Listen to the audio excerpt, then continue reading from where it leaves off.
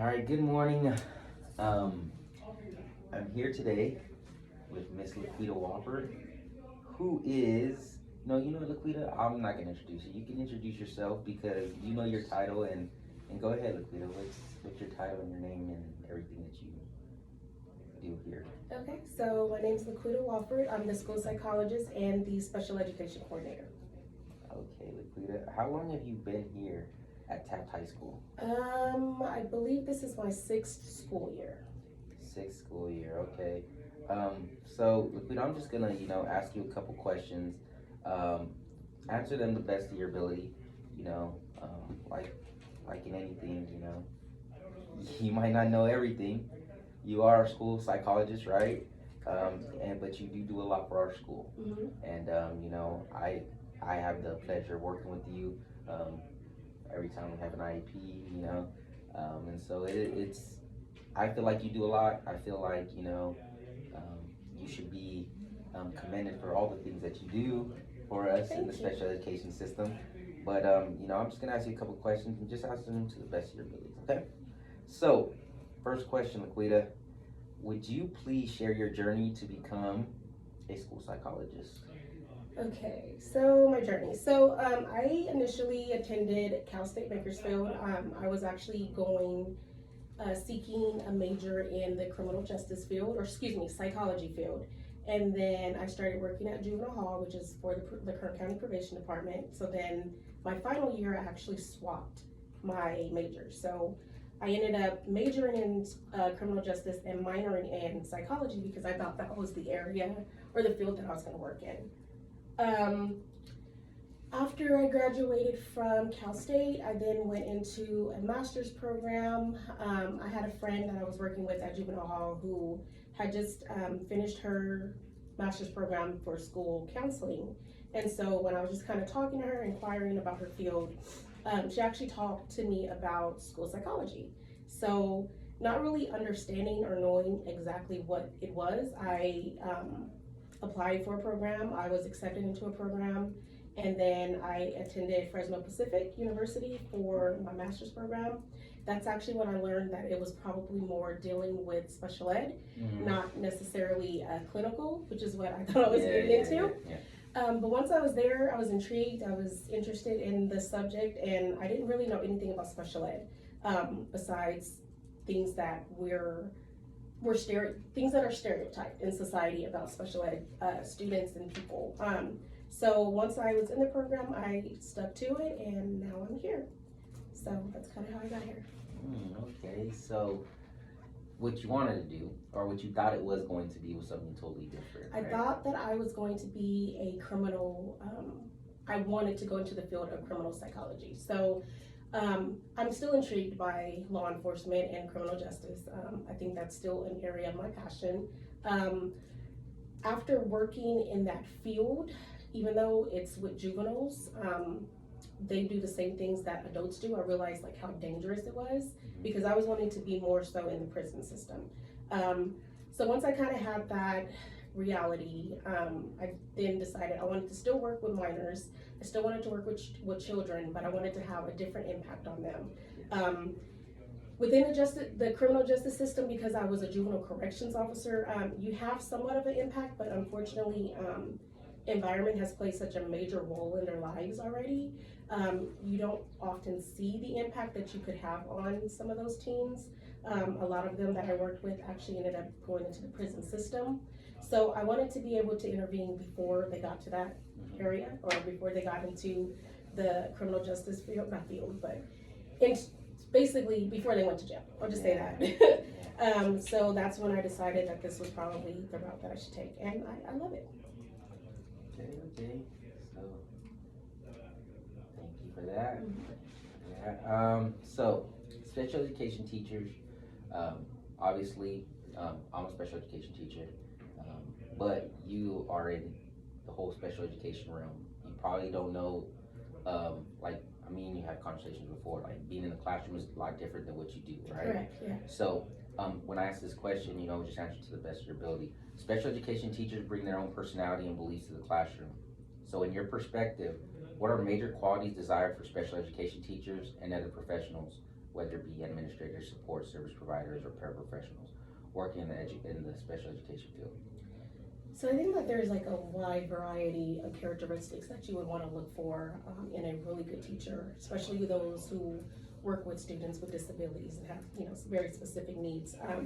But to kind of summarize it, I guess I would say a person who's like super devoted to their craft, they're passionate, they truly care about the students and like the well-being of the student. And they do what's best for the student. So even if that means taking constructive criticism to like change things up, they're willing to make changes so that they can do what they need to do with those students that will help those students be successful. I also think that being a team player across the board, so just in the education setting or in any field, really being a team player and knowing how to work with others, communicate with others is really key. Okay. Do you think like in order to be in the special education field, do you think there's like a certain demeanor you have to come in with, or do you think like anybody, like, you know, to say there's like somebody that's really strict, there's somebody that's really like kind of just relaxed, chill, do you think there's a certain demeanor that you have to have, or do you think everybody's style can fit into special education? I think everyone's style can fit and everyone's style is different. I do feel that students can kind of see through a persona, so if you go in pretending to be something you're not, I feel like the students eventually see through that. But I do feel that there's different types of teaching. The styles are different. There are some really successful teachers that are more strict. They have a more, I guess you would say, harder demeanor, but their passion and their care still shines through. So I think that when kids know that you care regardless of what your teaching style is, that at some point, like, they may not like it always, but at some point they make that realization and it works for you and that student.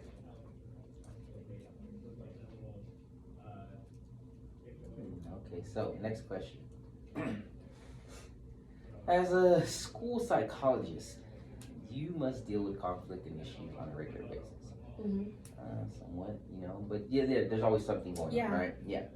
What advice can you give to future special education teachers who also encounter conflict with parents, other professionals, and outside agencies? In your experience, let's just answer the first question first. So, for future special education teachers who will encounter conflicts, like, what advice can you give them? I would say the number one key thing is to listen. Although sometimes parents might, you know, come at you the wrong way, sometimes it's stemming from a different place. It's not that they just want to be rude or disrespectful. Sometimes they may not really know how to communicate what it is that they are upset about. So a lot of times, even though they might spit out 10 different things that they're upset about, but when you really listen, you kind of figure out what that underlying issue is. I would say try not to get defensive. I understand we're all human. So sometimes, you know, words can hurt. It bothers everyone, you know, it doesn't matter what position you're in, it can hurt, but we have to always try to remember that we're here to do what's best for the students. So that means dealing with the parents as well. And a lot of times parents just want what's best for their kids. They just may not know how to relay what they're asking for with those students. So yeah, try to be calm, make sure you're listening, and then try to tackle one issue at a time. Because like I said, there's so many times where you're in a meeting or you take a phone call and there's like 15 things that the parent brings up, but it's all stemming from one initial place. And if you don't listen, if you don't hear them, you might not really figure out what that underlying issue is. So I guess that's my biggest advice, is just listen. Not just listen, hear, because I feel like sometimes we hear the words that come out of people's mouths, but we're not truly hearing what they're trying to say to us. So I feel like that would be key. Nice. Thank you. I need to take that advice myself. You know, take one thing at a time. You know what I'm saying? Well, yeah, because when you break it down and you listen and you hear, it de-escalates the situation usually. I mean, I know that there's no one way to do everything with every person, but traditionally, you know, sometimes that will de-escalate, and then you can kind of finally figure out what it is that the parent is upset about. So, next question, and let me see. So for this Can I next, add on? Sorry. go ahead. Because I didn't even say this, but I would also say if it's something that is outside of your realm, it's okay to like seek assistance from someone else. So if look, sometimes we know ahead of time when there's a concern that the parent might be bringing up. So having the right parties in the meeting or to call the parent or whatever the situation is, that's probably always key to have the right people there that can address those concerns. And just kind of remember your chain of command. So if it's something that's kind of over your head or, it's okay to report it up. Okay. And I'm gonna get to a question about that later, so just Okay. keep that in mind.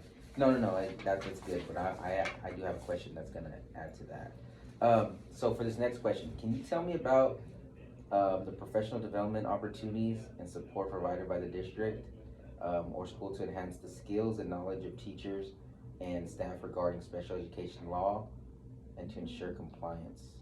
Any PD offered by outside agencies such as SELPA or outside consultants? So our SOPA does send out a list of trainings that occur throughout the entire year.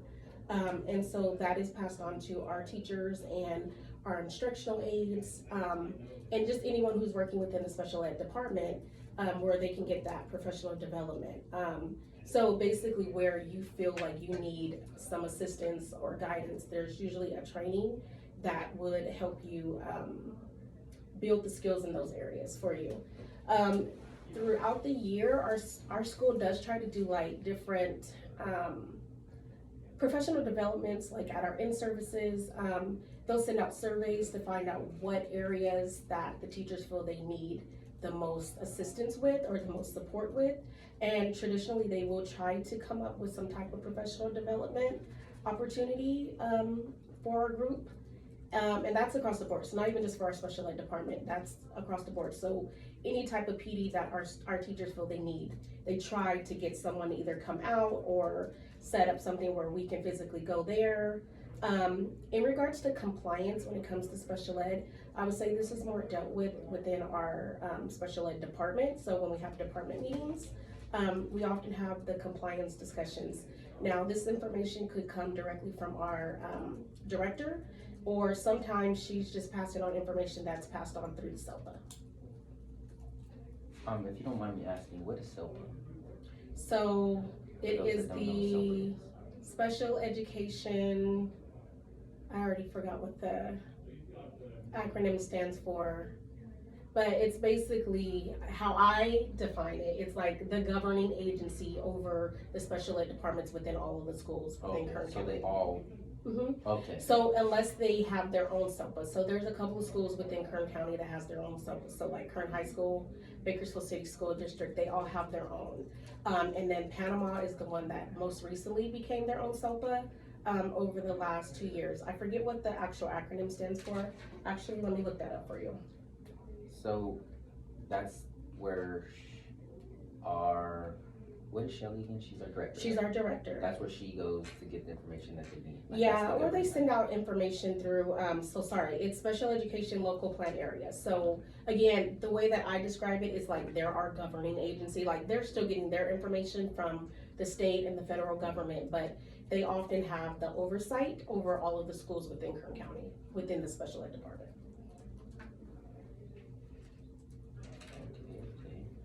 Okay. So that's like the umbrella of. Basically, Okay. we kind of all fall underneath the umbrella of the SELPA, except for those few schools that have their own SELPA. In Kern County. Makes sense. Okay. All right. So, as a school psychologist, what is your primary role in the IEP process?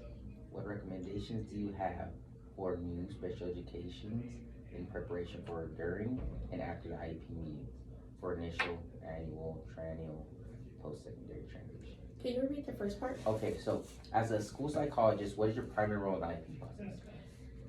So I have a lot of roles. So obviously I attend the IEPs. I discuss assessment results, interpretation of what the scores are and what that means in regards to disabilities or placement. Depending on, the student, you could have behavior goal that needs to be implemented. There's behavior intervention plans that might need to be written and reviewed in the IEPs. I also consider myself a support staff in the IEPs because I feel like I can offer support to, especially our new teachers, when there's information that they might not be clear about within the IEP process. So because I am the coordinator as well, I also act as the LEA, so the administrator within the IEPs. So I take the notes in the IEP to make sure that we have a good summary of what took place within those IEPs. And I kind of act like that as the in-between between our team and our administrators. Oh, I also do all the transitional IEPs for the incoming 8th grade students. So I'm the representative for the high school at their meetings as well. So at those meetings, we discuss what their programs currently look like, what their programs will look like once they transition to the high school. I try my best, even though like technically they're not our students yet, but I try my best to try to navigate their goals and their accommodations so that once they're here, they kind of reflect what we do here. That's not always easy because depending on when their meeting is throughout the year, their goals still need to reflect whatever it is that they're working on, currently. So anyways, I'm that person as well. What else? I often am the person who speaks with the parents before they even speak with the case manager. So I kind of try to help problem solve whatever concerns arise, outside of an IEP process. I don't know, I feel like I do a lot more, but those are things that You're a jack of all trades. You're a jack so or no, yeah, you do everything. Okay, so I mean, when you explain, like, because I know you test students mhm. during the IEPs, you read, the reports of the results that you got, the findings that you got. So can you kind of how would I say this? Restate or reiterate like what that process looks like when you do the reports, then when you kind of explain them during the meeting, or can you kind of explain what that looks like? So technically the students that we do assessments for would be either an initial, another review, let's say parent requests testing for whatever reason, or triennial. So firsthand, I basically am the one who handles all the paperwork that goes out to even get started on that process. So I send out all the documentation to the parents. I wait for the parents to send back the information, which sometimes they do, sometimes they don't. I feel like sometimes we're chasing parents just to get permission to do certain things. Once that comes in, I send it to all of the parties that need to be sent to. So for instance, case managers, if the student has speech, if the student has ERMs, if they have orthopedic impairment services, vision service, whoever it needs to be sent to, I send it out to them. And then from there, we have a certain amount of days, so typically it's 60 days to get all of our stuff completed. So I do my piece, everyone else does their piece. I kind of include all of the information. So I include health, I include academics in my report. Again, if there's like speech related services or anything, I include those things in my report. And then when we all meet and come together, those are the things we talk about. So I just kind of break down background, I break down attendance, I break down history with discipline, if there is any. We have someone there, so we have our district nurse who's there to talk about any medical related issues. All parties are there to talk about their piece, but I kind of encompass it all into my one report. I don't know if that answered your question. No, that does answer my question. Okay. So, and then during the meeting, when I review all of the score results, I basically refer back to how that they either do qualify or don't qualify. So we basically have to follow IDEA, and there's certain characteristics that we have to look for, and if they meet those requirements, and then we basically discuss eligibility.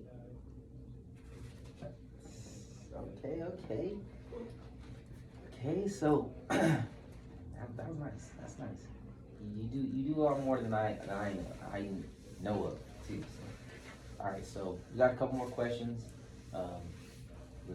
Let's see about this one. Would you be able to share an experience where you were faced with conflicts related to the implementation of IEP supports and accommodations, such as substantive errors, the ability to provide services as per the IEP or accommodations, or not being not being implemented consistently? Any advice on how to handle these situations? Um, an example, so it's a little different from what you're asking, but somewhat related. An issue that we had, this is actually a few years ago, where I was conducting an initial for a student who was actually having behavioral issues. So a lot of times you will see parents all of a sudden want their child to be found eligible when their child is on the brink of being expelled for whatever reason. Because they want, in my opinion, they want a reason to justify the behavior, you know? So that was kind of the situation with this particular kid.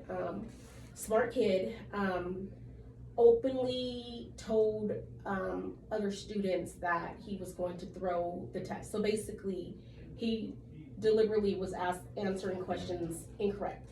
And we knew this because we have observations of him in the classroom setting. We have work samples, like we knew his abilities were that of a higher functioning student. And then, like I said, he actually made statements about purposely going to be put into easier classes. So we still went through with everything like we normally would. You know, I tested him. The case manager assigned at that time did his testing.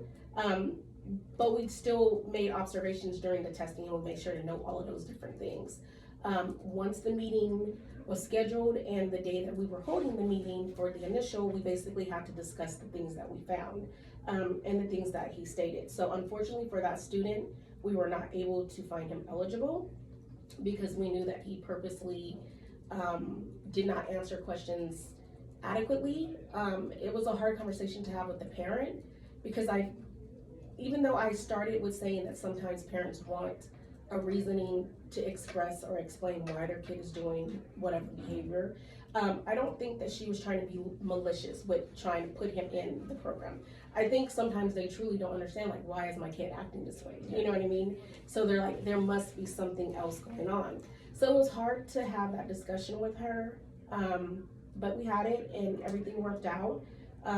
He ended up not staying at our school after a couple of months, but I would say that was an obstacle for me. I had never dealt with that. In regards to the other options that you brought up, or not options, but examples, I haven't really experienced any of those. The one thing that the state has stated that we had errors is that our case managers were listing certain things on our present levels pages as areas of concerns, but then they weren't creating a goal to kind of align with that. So other than that, that's the only error that I can say that I guess it would be like a compliance issue, but we were made aware and we made those changes, so that's no longer happening. Okay. But outside of that, I can't think of any other examples. Okay. So would you be able to share an experience where you were faced with conflicts related to procedural errors such as attendance of required members to IEP, parental participation, IEP goal development, or discussion of placement prior to addressing the PLAAFP? Present levels. Oh, present levels, okay. What advice do you have to share on lessons learned on how to handle these situations for new special education teachers? I would say an issue that we actually see often here, we do have a lot of issues with attendance with our students, but we also have a lack of attendance with our parents. Unfortunately, sometimes I feel like we're literally chasing parents just to get them to be involved in the IEP process. So, I mean, we do the best that we can. So when we are faced with that challenge, we obviously call home. We obviously, if there's an email on file, we send out documents via email. We do home visits. We send out information, certified mail. That way we kind of get the notification that the parent actually received it. In regards to attendance, we try to, students, we try to make sure that we address that during the meetings. We have that in the notes page, and we typically will have a attendance goal for any student who's having issues with that. And again, the same things occur. The attendance office are the ones that typically kind of deal with this, but there's home visits that occur, letters that are sent out to the home in a variety of different ways. But I would say that that is the biggest challenge that we have so far. At times, getting general education teachers to our meetings can be an issue as well. It's not really something that let me say me, as the school psychologist or even the case managers can handle on our own. It's more of an administrative issue, which that has been addressed, but occasionally we do have that issue as well. But we just communicate the information with our parents, and oftentimes they're okay with what the outcome is, so whether that is someone being there or them not being there. But we do always have input from gen ed teachers, even if there is one not available to attend that meeting.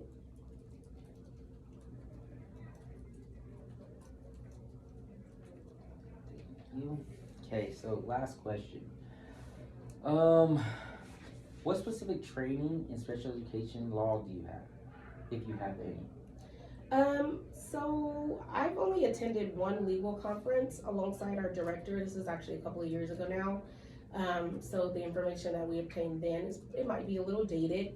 But oftentimes, like I kind of spoke of before, we often get our information about any type of legislation change by our director or through the SELPA, but we usually have those discussions at our department meeting, and our director is the one usually leading and driving that discussion.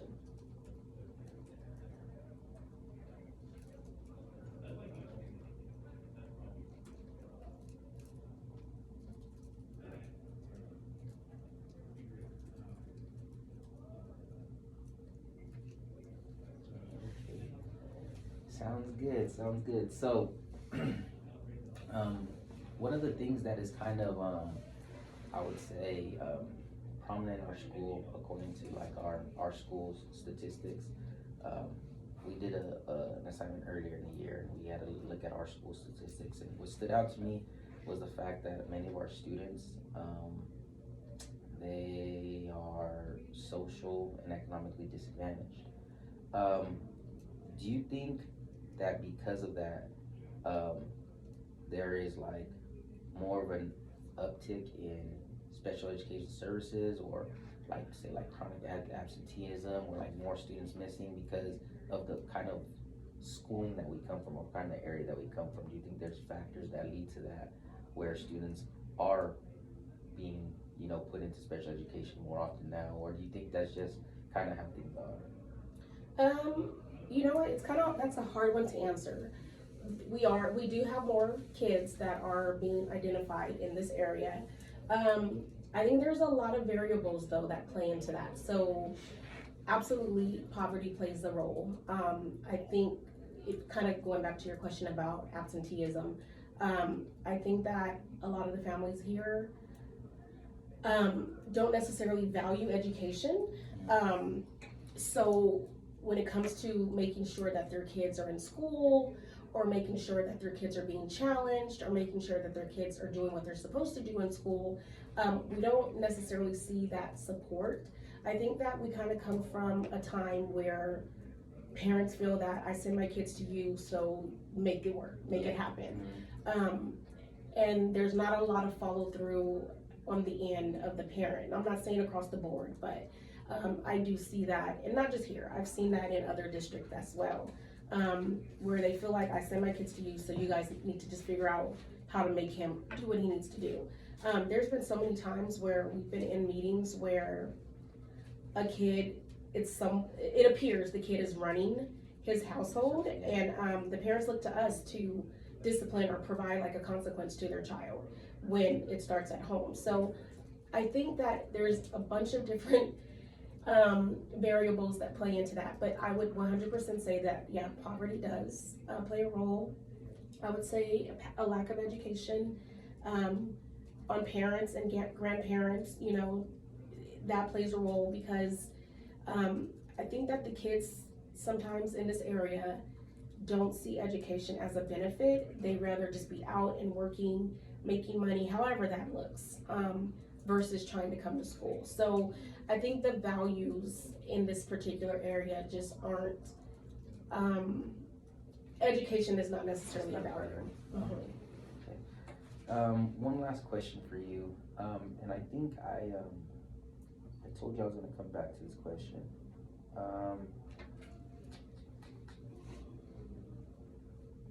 Okay, so you do interviews with your students, right? Mhm.